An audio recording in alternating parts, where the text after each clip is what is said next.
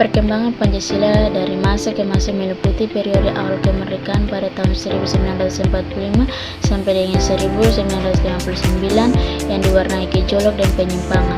Masa RIS dan demokrasi terpimpin pada tahun 1949 sampai dengan 1966 yang menuntut Pancasila sebagai dasar negara, namun menghadapi masalah ketidakstabilan politik masa Orde Baru.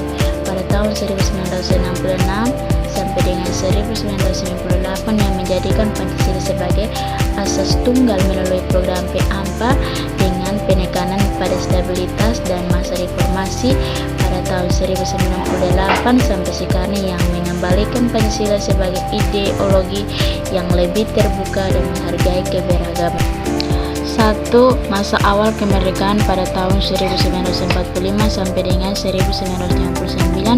Konteks Pancasila ditetapkan sebagai dasar negara dan pandangan hidup bangsa. Permasalahan terjadi berbagai pemberontakan untuk mengganti Pancasila dengan ideologi lain. 2. Permasalahan sistem ketatanegaraan belum sepenuhnya mencerminkan Pancasila. Ada upaya untuk menanamkan Pancasila sebagai keyakinan dan kepribadian bangsa, namun juga diwarnai dengan ideologisasi dan masalah stabilitas politik. 3. Pada masa Orde Baru pada tahun 1966 sampai dengan 1998, Soeharto menjadi presiden dengan penekanan pada Pancasila sebagai dasar tunggal.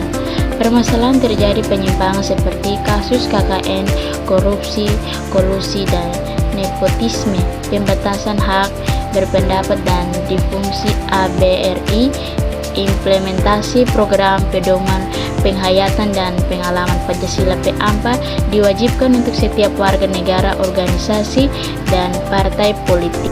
4. Masa reformasi pada tahun 1998 sampai sekarang konteks dimulai dengan runtuhnya Orde Baru. Masa ini berfokus pada pengembalian demokrasi dan pemulihan hak asasi manusia. Permasalahan menghadapi tantangan baru seperti isu disintegrasi bangsa dan korupsi yang masih merajalela. Nilai Pancasila kembali difungsikan sebagai landasan yang lebih demokratis, menghargai keberagaman dan menjunjung tinggi nilai-nilai Bhinneka Tunggal Ika melalui program pendidikan dan sosialisasi nilai-nilai Pancasila yang diperkuatkan penerapan. Saya sebagai mahasiswa UT, di video ini saya mau menyampaikan bagi kita semua bahwa ketuhanan menjadi pedoman hidup yang mengarahkan pada kebaikan dan tidak mengabaikan spiritualitas kemanusiaan, menimbulkan sikap empati, toleransi, dan saling menghargai antar individu.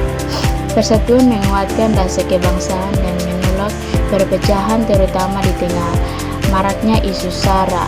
Kerakyatan mendorong partisipasi aktif dalam demokrasi yang sehat, menghargai perbedaan pendapat melalui musyawarah dan menolak tindakan anarkis, keadilan sosial, berjuang untuk menciptakan keadilan yang merata, berupaya memberantas kemiskinan dan kesenjangan sosial. Sekian dari video yang saya sampaikan. Terima kasih.